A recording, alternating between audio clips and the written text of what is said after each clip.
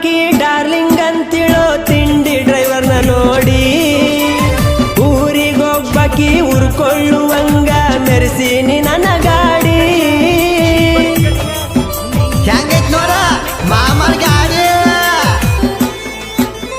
ತಿಂಡಿ ಅಂದಕಿ ತಿರುವಿ ಹಚ್ಚಿ ನೋಡಲಿ ನನ್ನ ಗಾಡಿ ಹತ್ತ ಹಳ್ಳ್ಯಾಗ ಹೌದನ್ನುವಂಗ ಮೆರದೈತೋ ಈ ಗಾಡಿ